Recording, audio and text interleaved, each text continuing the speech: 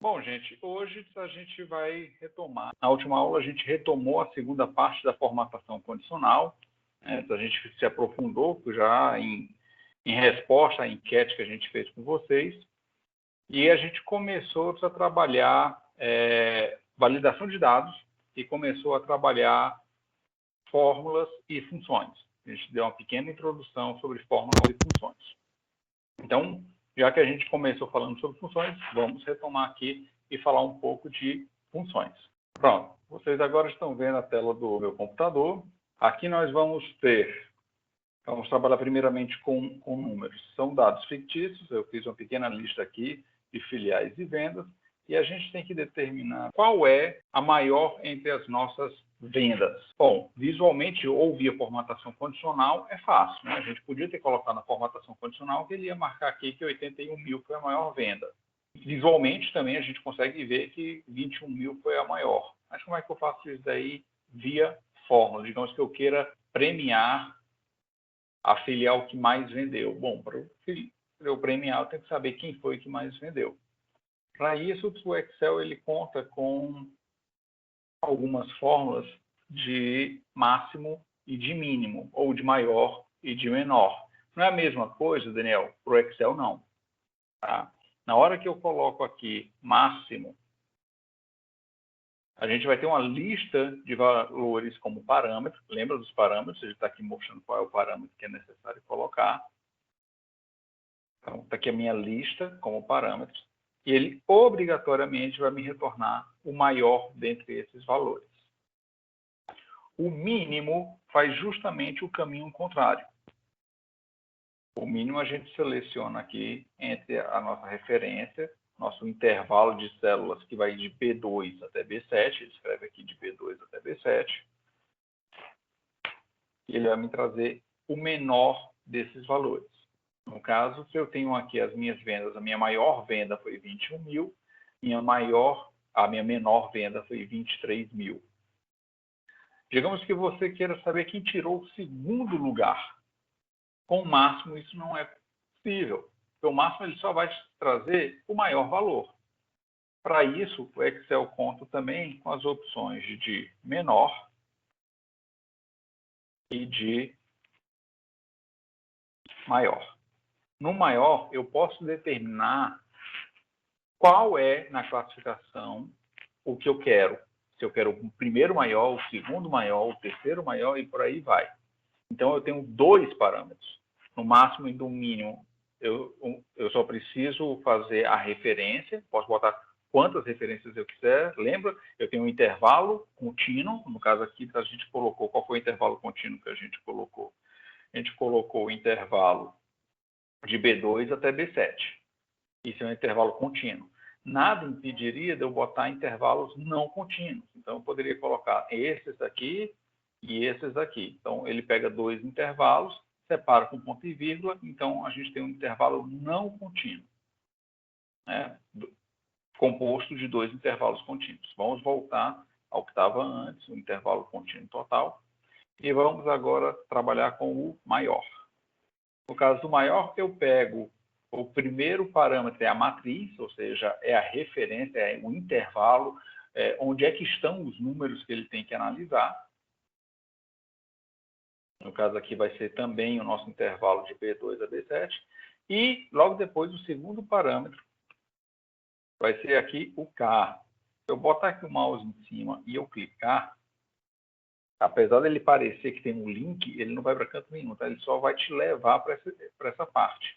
Então, é só para você poder navegar dentro da forma. Vamos voltar aqui. Qual o segundo parâmetro? Qual é o grau de precisão dele? Ou seja, na ordem, qual é a ordem que você quer? Se você quer o primeiro, o segundo, no caso, vamos pegar o segundo maior. Então, em vez de me trazer como o máximo que me trouxe 81 mil, ele vai me trazer o segundo, que no caso é 61 mil.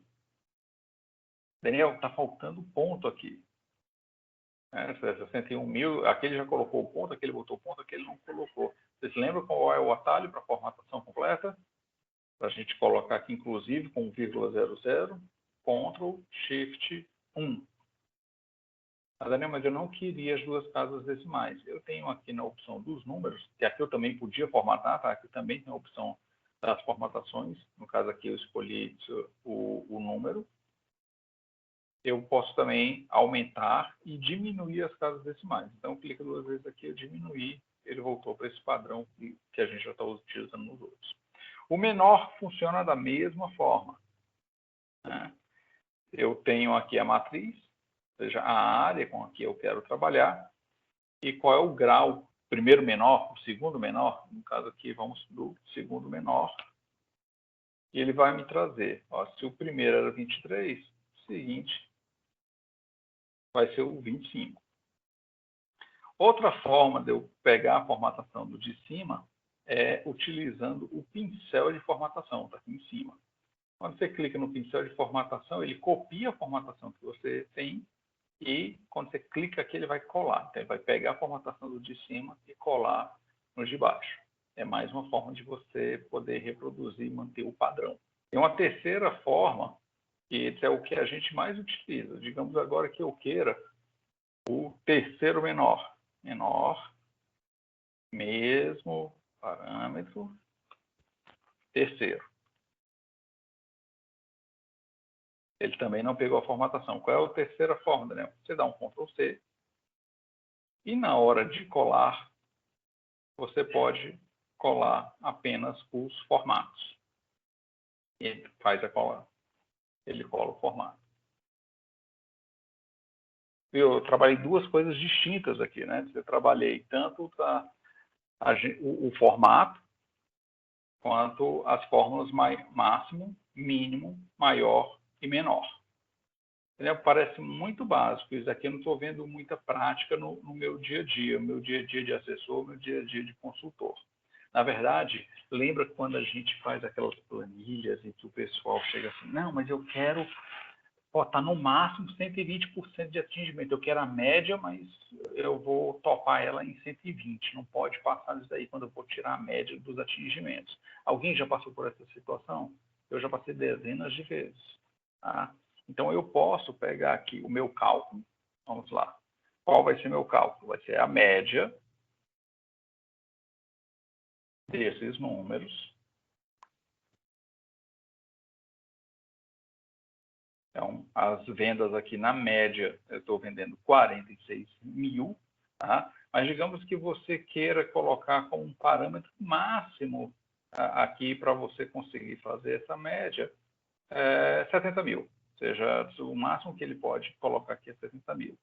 Então, você pode simplesmente pegar essa aqui na coluna do lado, como uma coluna auxiliar. Eu vou pegar o mínimo entre 70 mil, e o número que está aqui do lado.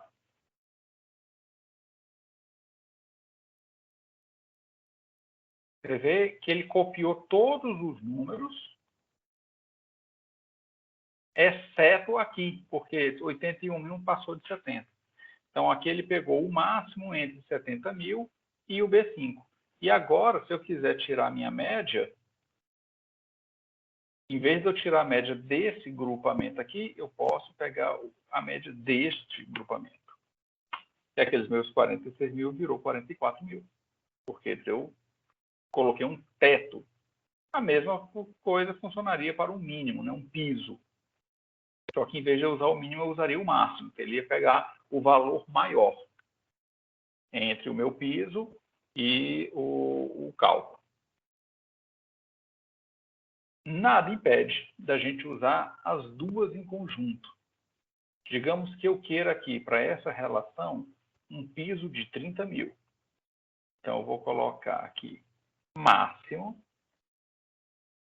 entre o valor que ele vai me trazer no cálculo anterior e 30 mil.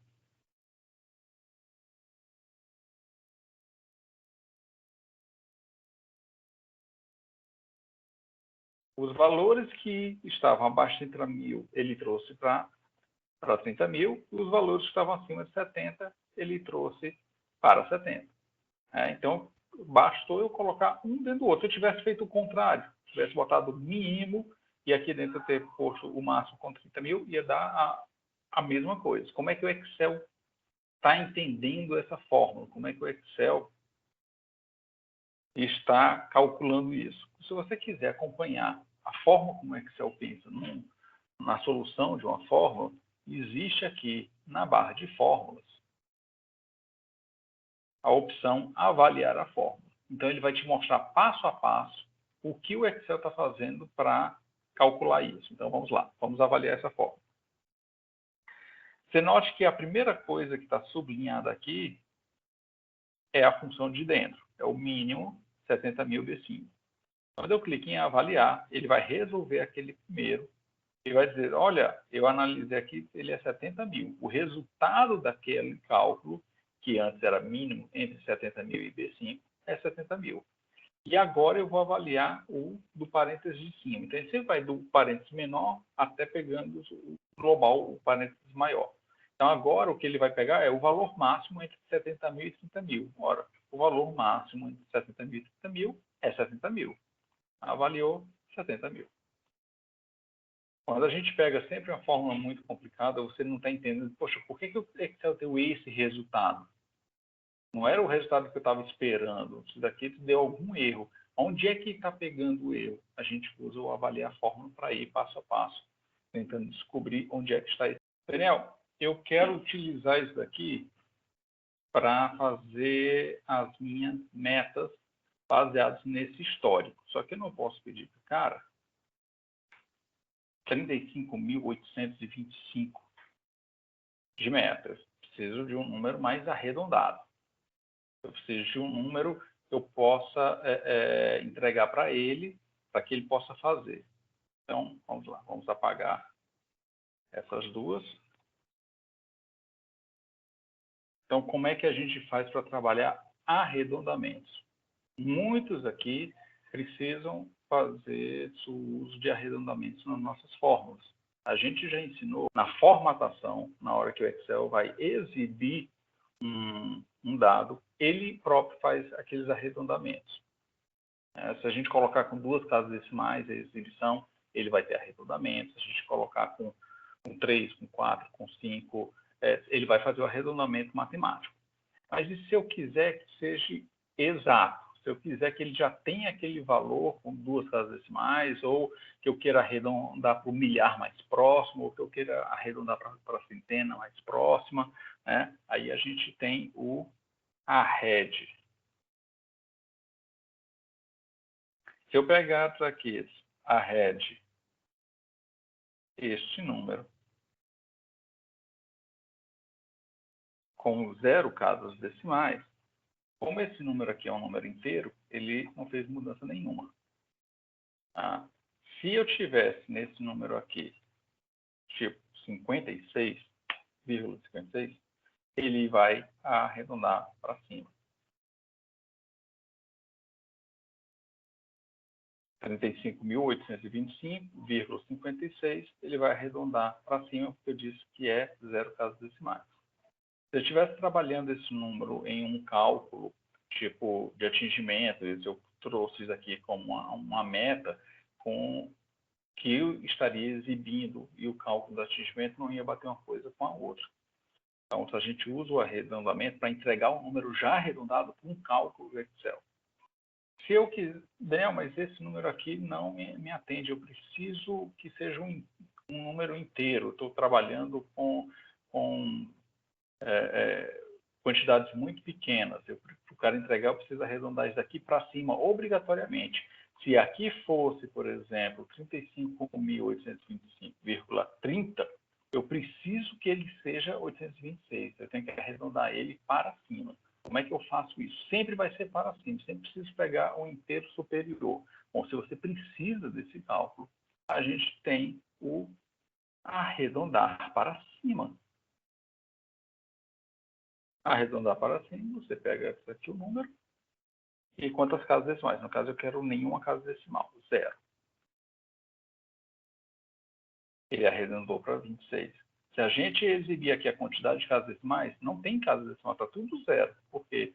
Porque ele já te entrega o número arredondado. Ele vai desconsiderar o ponto 30, vai calcular isso aqui para cima e vai te entregar ele como inteiro. Vamos voltar aqui para o arred. Este número. A quantidade de dígitos da casa decimal a gente já está acostumado a trabalhar. Eu quero uma precisão de 2 casas decimais. Normalmente quem trabalha com moeda, e banco trabalha com moeda, a gente sempre vai ter essas 2 casas decimais como padrão. Mas digamos que eu queira arredondar para o milhar. Como assim milhar, Daniel? 35.825 é quase 36 mil. É quase, no nosso entendimento. E se eu quiser que o Excel entenda isso? Aí eu vou arredondar negativamente. Não entendi, Daniel. Por que negativamente? Aquele zero não é 0 casas decimais? À medida que eu vou aumentando ele para 1, para 2, para 3, eu estou aumentando à direita da vírgula a quantidade de casas decimais. Se eu quero arredondar para a esquerda da vírgula, aí eu vou começar a trabalhar com números negativos. Menos 1, menos 2, menos 3. Nesse caso aqui, ele deu 36 mil, porque ele arredondou esse número aqui, que é 35.800, ele está mais perto de 36. Como eu pedi para ele arredondar com menos 3 casas, ou seja, 3 zeros é milhar, então com menos 3 casas, o milhar mais próximo vai ser 36 mil. Vamos trabalhar com esse daqui e puxar todos os demais. Daniel, não entendi. O que tu fez aí? Eu arrastei a forma. Como é que é arrastar a forma? No canto inferior de toda a célula tem o que a gente chama de alça. É um quadradinho que tem aqui, tem um círculo que marca a célula, e no canto direito inferior tem um quadrado. Quando você passa o mouse em cima, ele muda de formato para essa coisa. Quando você clica aqui com o botão esquerdo e arrasta, você está puxando esse dado aqui para todas as células de baixo. No caso aqui, e ele já faz, como eu não travei nada, o que era B2 vira B3, que vira B4, que vira B5, que vira B6, que vira B7. Daniel, por que você falou que é com o botão esquerdo do mouse? Com o botão direito do mouse, ao fazer isso daqui e soltar, ele vai me dar opções.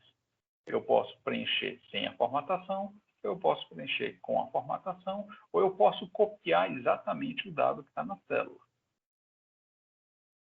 Isso aqui é muito interessante quando você tem, por exemplo, aqui uma lista em que a gente fez a formatação aqui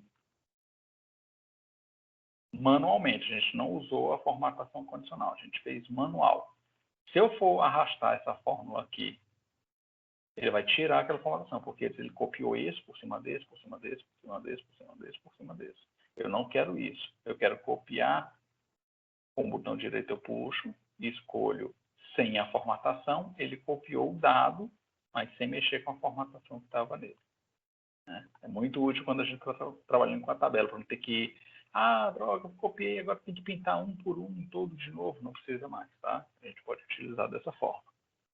Da mesma forma que eu tenho o arredondar para cima, eu tenho também o arredondar para baixo. Ele vai pegar esse dado aqui, você bota aí, sei lá, 0 casas decimais,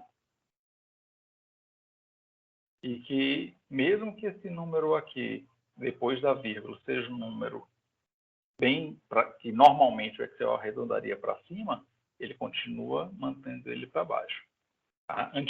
O arredondar para cima e arredondar para baixo são funções um pouco mais recentes do Excel. Tá? Antigamente, quem queria fazer isso usava uma função chamada truncar. O que é que o truncar fazia? É truncar, Daniel, truncar.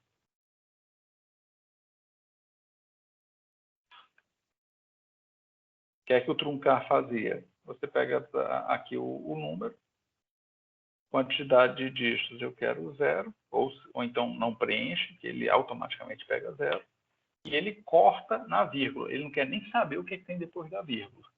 Tá? Então, se você tivesse aqui vírgula 3, vírgula 4, vírgula qualquer número aqui, ele ia cortar na vírgula e ia trazer. Que é a mesma coisa que eu arredondar para baixo. Também existe a parte inteira do número. Então, você pode chegar aqui e botar, eu quero só a parte inteira, e me esquece os centavos. Então, tem o int, INT, você coloca aqui, clica, ele vai te trazer só a parte inteira do número. Todos os três fazem a mesma coisa. Esses três últimos, arredondar para baixo com cada 0, o truncar sem o detalhe e o int. Qual é a diferença? Em outro caso, eu posso botar a quantidade de casas, se eu arredondar para baixo, eu posso botar a quantidade de casas, e o inteiro não. O inteiro vai ser só aquela parte ali mesmo e pronto. A gente já falou aqui sobre o mod, que é o resto, né? O mod, você vai ter o número que é o dividendo e um divisor, a gente já falou bastante dele. Então, não tem por que se delongar mais. E um outro que é muito útil para trabalhar de números, principalmente quando a gente quer saber a diferença de crescimento e tal, é o ABS.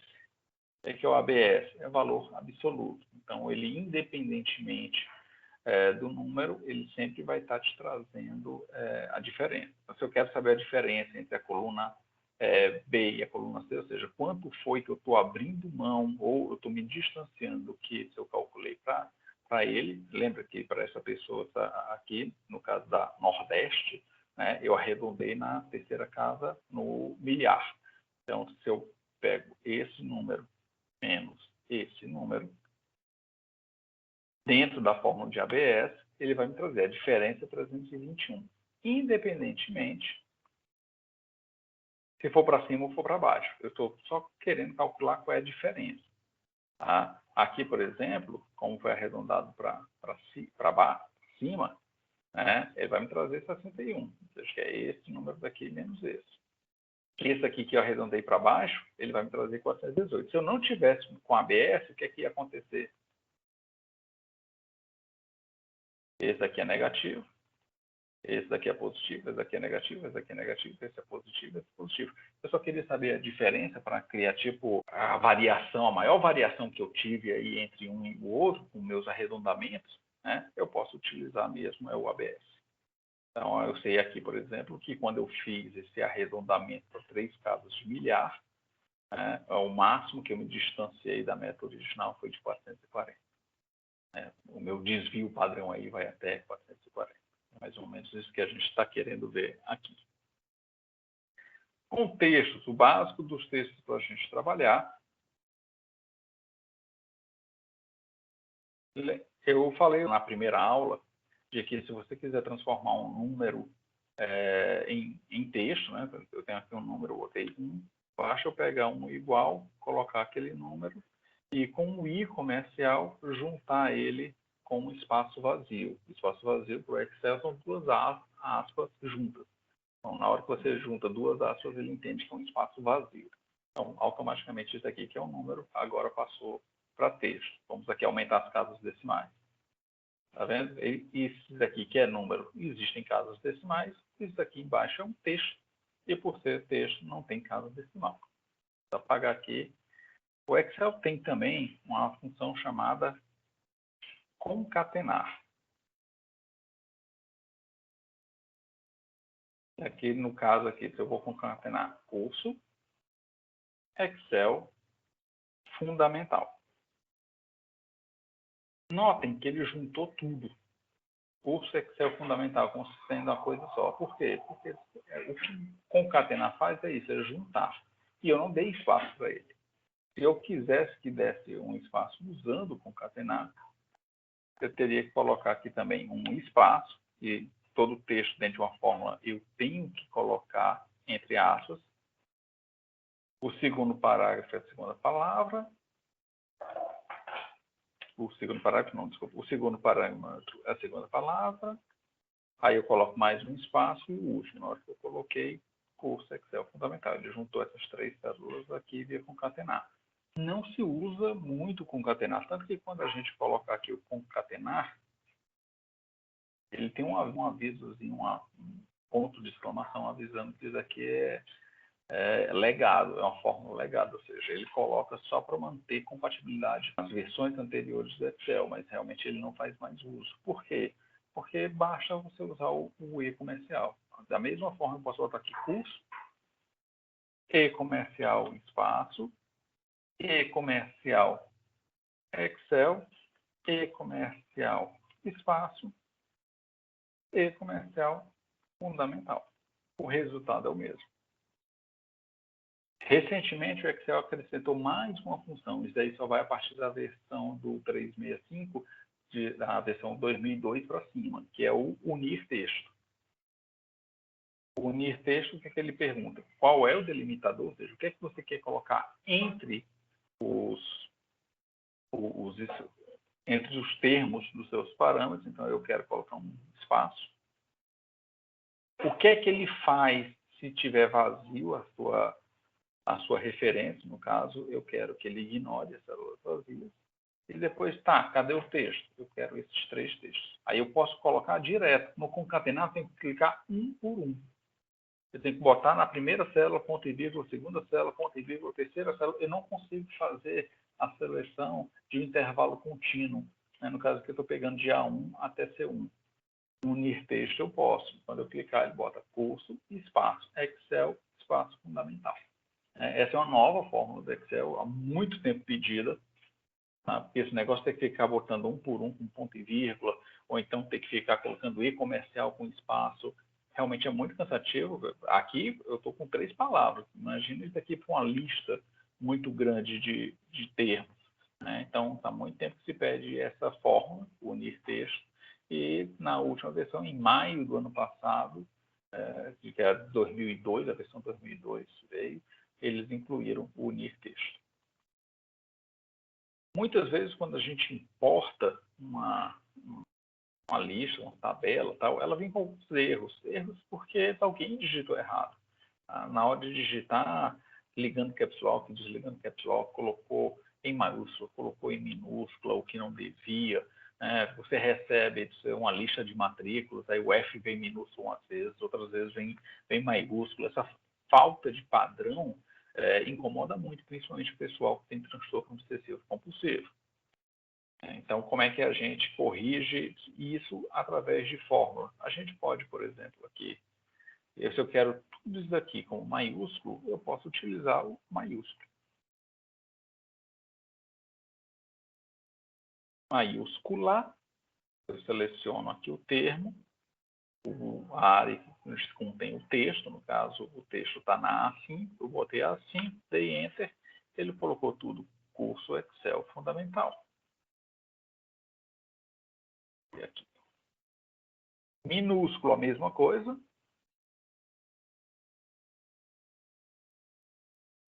Minúscula, no feminino, curso Excel fundamental. Se você quiser procurar um termo específico dentro daquele texto que você está analisando, a gente tem 2 possibilidades. A gente tem o procurar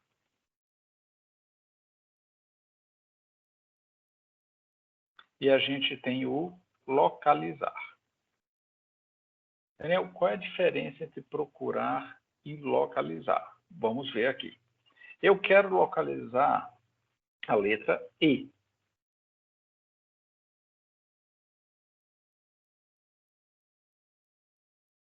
Aonde que eu quero localizar a letra E? Eu quero localizar nessa frase, curso Excel fundamental. Ele vai me trazer que a letra E está na 7ª posição. Vamos contar? C é 1, U é 2, R 3, S 4, O 5, o espaço é o 6, o E é o 7. Bateu? Bateu, é o número 7. Se em vez de localizar eu escrever procurar, mesma coisa, vou procurar E nesse texto.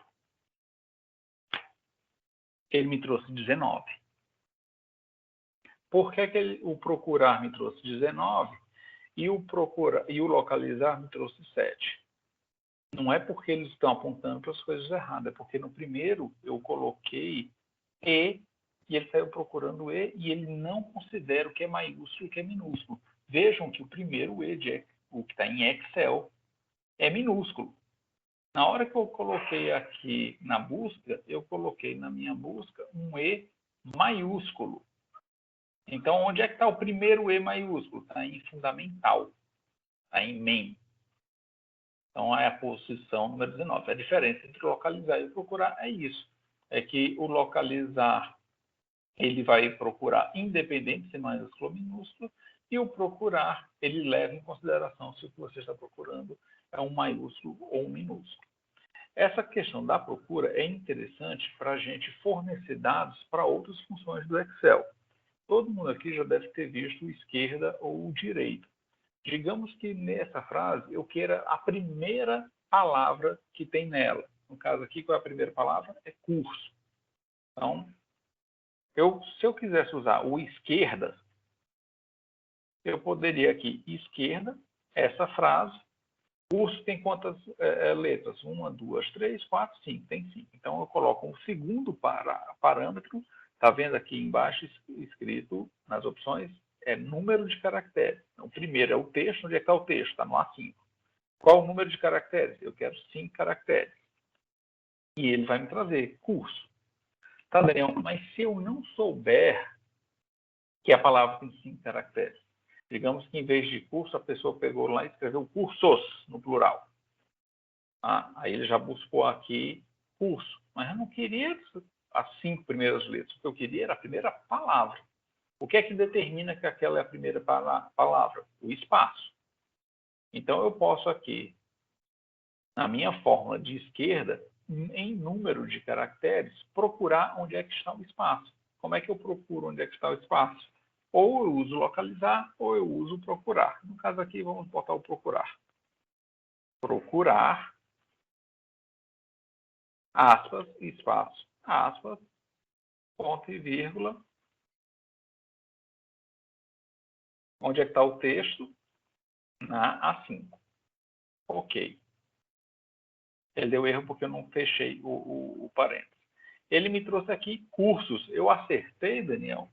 O que foi que ele fez? Bom, o procurar, vamos apertar aqui no F5, no FX. O procurar, ele vai me trazer a posição 7, que ele está me dizendo. O espaço está na posição 7. Né?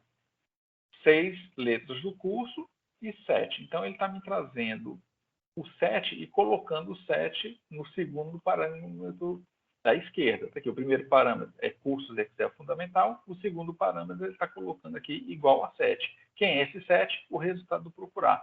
Tá certo, Daniel? Tá quase. Visualmente, a gente está vendo cursos, mas olha que ele botou como resultado cursos e o espaço. Se eu pedir os 7 primeiros, o espaço está incluso. E eu não quero espaço, eu quero que ele termine no S.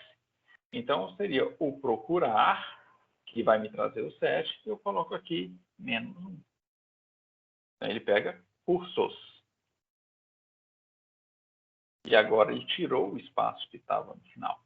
Como é que eu sei, Daniel, se tinha um espaço no final ou não, se eu não estou conseguindo ver o espaço, que ele é em branco e tal? A gente pode utilizar, por exemplo, a função número de caracteres, num caráter. Num ponto caráter. E eu marco ele aqui, ele só tem um parâmetro, onde é que está o texto que você quer que eu conte o número de caracteres. Fechou ele, está me trazendo, olha, esse daqui tem 6 caracteres.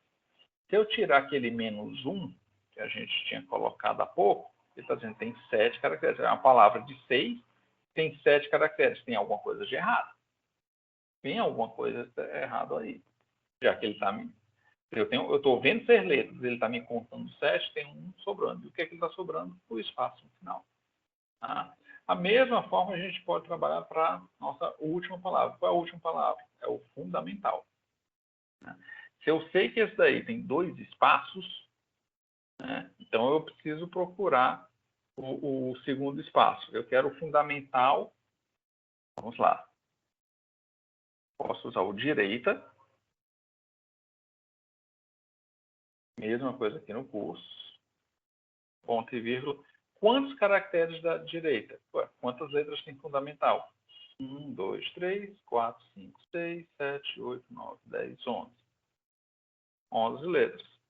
Ele vai me trazer sua fundamental. Então, as 11 últimos caracteres da direita desse texto. Vamos determinar onde está o primeiro espaço. É o que eu tenho que determinar.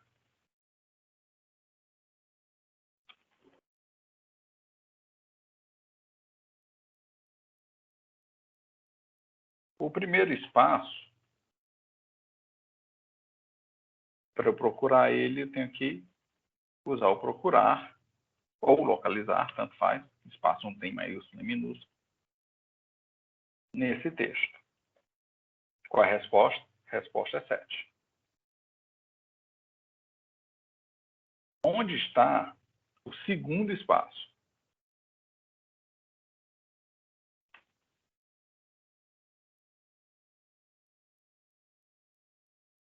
O segundo espaço, eu vou usar também o procurar.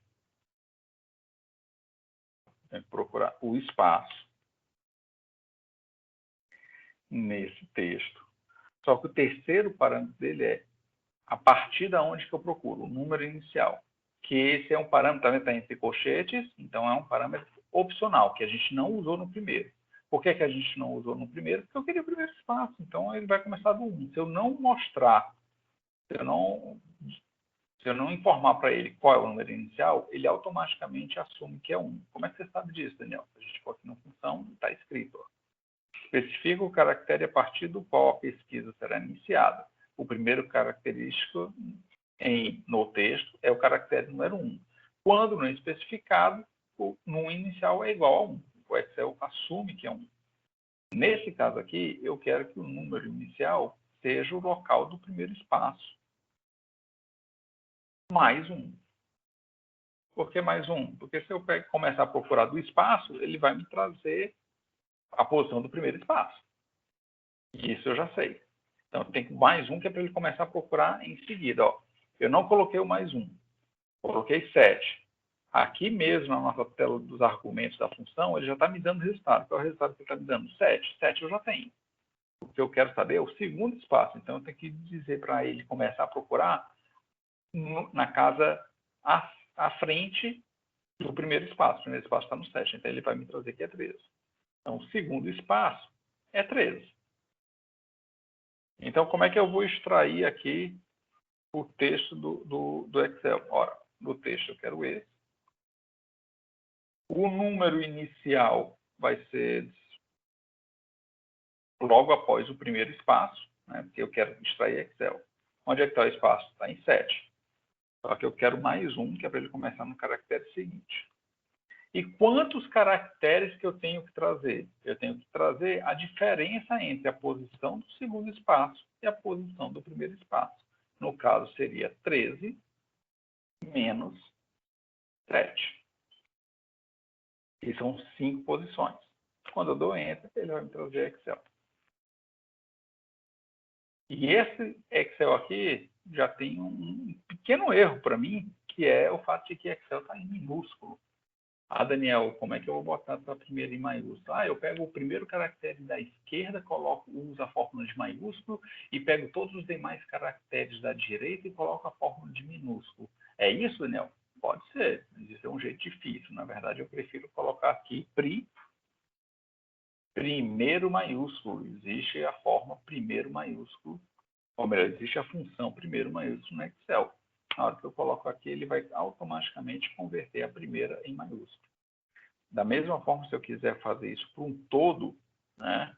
Vamos lá, eu quero colocar aqui igual, primeiro maiúsculo, curso Excel fundamental. Só tem um parâmetro, qual é o texto. Quando eu entro, ele está colocando o que só a primeira em maiúsculo de cada uma das palavras e todo o restante minúsculo. Então, ele deu uma arrumada aqui no texto. Próximo. Vamos trabalhar aqui com os inscritos. Aqui eu tenho uma lista de nomes, são nomes aleatórios, tá? E datas de nascimento. Daniel, não é data de nascimento, não, é um monte de número, Daniel. Você diz que é data de nascimento. Como é que o Excel entende data? Ele calcula a quantidade de dias desde o dia 1º de janeiro de 1900 até a data que você está inserindo. No caso aqui, essa data é 27.022 dias após 1º de janeiro de 1900. Eu quero botar ele em formato de data. Quem é que lembra aí qual é o nosso atalho para colocar em formato de data? Ctrl Shift 3 ou Ctrl cerquilha. Ele vai botar em formato de data. Não gostei desse formato de data, Daniel. Eu quero com números no meio e eu quero com 4 casas decimais. Ctrl 1. Você escolhe aqui, ó, números no meio, 4 casas decimais para o ano. Prontinho. Vamos colocar também centralizado para ficar bonitinho. Tá. Aqui eu fiz uma busca para saber a data de nascimento do Ademar e deu um erro. Esse ND é um erro do Excel. O Excel está dizendo eu não consegui calcular. O que é que tem dentro desse cálculo? Aqui eu mandei, pegue o nome Ademar, procure nessa lista aqui e me traga a data do lado. No caso, ele está buscando aqui, tem aqui Ademar. Ademar nasceu em 21 de abril de 1991, mas deu erro. E o erro é por quê? Porque eu escrevi aqui Ademar. Tá, Daniel, mas aqui está escrito Ademar. Né? Por que ele não está achando? Porque quando eu importei essa lista, olha só aqui, vamos editar. Vocês lembram como é que entra para editar? F2. Olha onde é que está o ponto de inserção. Tudo aqui antes é espaço. O programa da onde eu importei essa lista, ele trouxe um monte de espaço aí bagunçado. Então, eu mando ele procurar Ademar sem espaço no final, porque eu só escrevi Ademar, tá? E ele não consegue encontrar, porque para o Excel esse Ademar aqui e esse Ademar aqui são nomes completamente diferentes. Esse Ademar aqui tem 1, 2, 3, 4, 5, 6, 7, 8, 9, 10, 11, 12, 13, 14. 14 espaços. Se eu chegar aqui nesse Ademar e botar 14 espaços, 3, 4, 5, 6, 7, 8, 9, 10, 11, 12, 13, 14. Pronto, ele achou a data. Ah, mas esse Ademar aqui tem 14. O Alcemar aqui tem menos. A Jéssica Ellen, não sei quantos é que ela tem. Aqui a Dalva, como ela está aqui desalinhada, eu tenho certeza que deve ter um espaço aqui no meio. A Aparecida Araújo parece que tem mais espaço aqui entre os dois nomes. Eu vou ter que adivinhar um por um para ficar colocando na minha busca? Não, né? Realmente não cabe. Existe uma fórmula chamada arrumar. Você clica aqui no texto, é o único parâmetro. Qual é o texto que eu tenho que arrumar? Por Excel é isso que você está querendo dizer.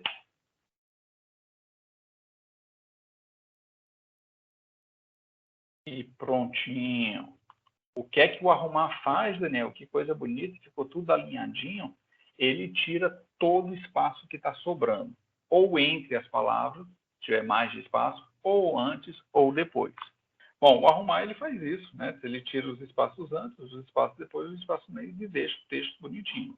Então eu posso agora que eu já arrumei ele todinho, eu poderia simplesmente copiar aqui. E ao colar, eu tenho um colar especial que é colar valores. Ele vai pegar, se eu simplesmente colasse aqui, ele ia colar a fórmula, arrumar. Ia dar erro, porque como eu estou movendo e aqui eu não travei a coluna, ele ia tentar puxar duas colunas para a esquerda. E não existe duas colunas para a esquerda, né? Porque o A é a primeira coluna. Então, se eu copiasse daqui, eu simplesmente colasse, ia dar tudo erro, porque ele está apontando para uma célula, uma coluna que não existe. Ctrl Z. Então, se eu quero o resultado da fórmula, se eu quero simplesmente os números, os valores que estão aqui aparecendo para mim, ao copiar, eu tenho que colar como valores. Tá? Ou colar especial e marca valores. Pronto. Ele colou todo mundo aqui e automaticamente aqui o meu Ademar que estava aqui trouxe a data. Porque agora Ademar é como eu escrevo aqui. E se eu quiser o Alcemar? Pronto, agora ele puxou. E se eu quiser a Patrícia? Pronto, ele puxou. Né? Ele está me puxando a data de acordo com o nome que eu coloquei. Eu não preciso mais aqui desse C, eu posso apagar. Eu usei ele simplesmente para arrumar o texto, depois eu colei aqui, agora está tudo arrumadinho. Né? Daniel, quem é o mais novo daqui? Eu posso buscar nesses números quem é o a data mais antiga. Para saber quem é o mais novo, é a data mais recente. Para saber quem é o mais velho, é a data mais antiga. Da mesma forma que eu trabalhei aqui nos números, eu vou trabalhar essa aqui com máxima, então, dessa lista, e mínimo também desta lista. Né? Qual é o meu intervalo aqui? B2 a B17. Então, o mais novo nasceu em 11 de setembro de 1994 e o mais velho aqui nasceu em 19 de agosto de 1962. Tá? Entendeu? Mas quer dizer que aquele máximo, o mínimo, o maior, o menor funciona para a data também? Para o Excel, não tem distinção em cálculo entre data e número. É por isso que ele faz esse cálculo entre quantos dias se passaram entre 1º de janeiro, que é para poder ter uma referência numérica e poder fazer os cálculos em si. Então, para o Excel, o que ele está vendo, a gente está vendo data, o que ele está vendo é isso, números. E ele calcula um menos o outro, qual é o número maior, qual é o número menor, ele consegue transitar facilmente entre esses números matematicamente. Então, o máximo, o mínimo, o menor, o maior, vai funcionar isso aqui da mesma forma. Tá? Soma funcionaria, Daniel? Bom, somar duas datas não vai dar um resultado que a gente quer, mas subtração, eu subtrair uma data pela outra, ele vai te dizer quantos dias passaram entre um e o outro. Tá? Se eu chegar aqui, qual é a diferença entre 29 de junho de 83 menos 24 de dezembro de 73, ele vai me dar a resposta, são 3.474 dias. Ele consegue esse cálculo porque para ele são números. Tá? Mas, então, é a mesma coisa para o Excel Data. Existem algumas funções que são específicas para data. Vamos trabalhar agora com elas. Deixa eu dar um zoom aqui. Pronto. Aqui eu tenho uma lista de feriados. E eu quero saber, que eu já utilizo ela aqui. E eu tenho aqui qual o dia atual. Digamos que eu queira simplesmente o dia mesmo, de hoje. A gente já viu isso, que quando eu exemplifiquei funções que não têm parâmetros, eu citei o hoje. O hoje é uma função que não tem parâmetros, mas por ter função eu preciso do parênteses. Então eu abro e fecho parênteses sem botar parâmetro nenhum dentro. Então quando eu boto hoje, ele vai me trazer a data de hoje. Hoje são 11 de março de 2021. Qual o último dia do mês de março? O Excel tem uma função chamada fim mês. Fim mês, ele quer saber de qual data você quer calcular o fim do mês. No caso, eu quero calcular essa data aqui, então eu boto como referência o meu dia atual, que é o de hoje. E ele pergunta quantos meses para frente ou para trás. Eu disse, como assim? Eu estou querendo saber o fim desse mês. Mas ele pode pegar aquela data de referência e você querer saber. E ele tem esse parâmetro, é estranho ele ter esse parâmetro nessa função, mas ele pode calcular meses para frente, você bota números positivos, eu quero saber, em vez de março, eu quero saber o de abril, então eu botaria 1, né, o mês para frente. 1. Ah, não, eu quero saber qual foi o fim do mês passado, então qual é o fim do mês de fevereiro, eu botaria menos 1. No caso, como eu quero saber o de março mesmo, eu boto 0. Que é o mês atual. Vamos copiar aqui só o formato, que é para ocupar isso aqui. Então, formatação somente. Assim, eu copiei a formatação. Então, o último dia do mês de março é dia 31 de março de 2021. Qual o primeiro dia do mês? Ah, Daniel, então deve ter a função início mês. Não, não tem. Primeiro mês? Não, não tem. O Excel simplesmente não tem o fim do mês, mas não tem o início. Como é que você calcula o primeiro dia do mês no Excel? Eu uso fim do mês. O fim do mês vai calcular o final do mês, né? Eu quero o primeiro. É um truque, digamos assim. É uma forma de alterar o propósito inicial da função. Então, eu pego aqui fim mês. De qual mês? Do meu mês aqui, que eu botei a data atual em março. E eu vou colocar menos 1. Eu acabei de explicar lá em cima que eu posso retroceder. Então, na hora que eu boto fim mês menos 1, eu estou querendo saber qual o final do mês de fevereiro. Fechei aqui, ele vai me trazer... vou preencher aqui as formas. 28 de fevereiro. Não, Daniel, eu não quero o último dia do mês passado, eu quero o primeiro dia desse mês. Então, eu pego o final do dia passado e boto mais 1. 1º de março. Então, eu volto com o fim do mês para saber qual é o último dia do mês anterior. Só mais 1. Eu acabei de falar lá nos inscritos que ele trabalha como data. Então, se eu somar mais 1, ele olha o primeiro dia do mês atual.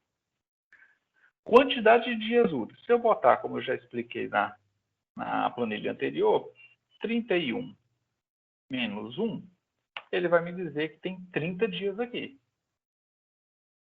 Ou seja, o mês de março tem 30 dias. Só que eu não quero a quantidade de dias que ele tem, eu quero a quantidade de dias úteis que ele tem. Para isso, o Excel tem uma função dia trabalho total. O que é o dia de trabalho total? Ele pega uma data inicial, no caso aqui minha data inicial é dia 1º de março. Ele pega uma data final, e no caso aqui minha data final é dia 31 de março. Ele automaticamente, se eu encerrasse aí, ele já ia tirar os finais de semana. Tá? Ele não ia considerar nem sábado nem domingo, porque é dia útil. Mas eu também tenho um terceiro parâmetro que podem ver que é opcional, está entre colchetes e opcional, que é feriado.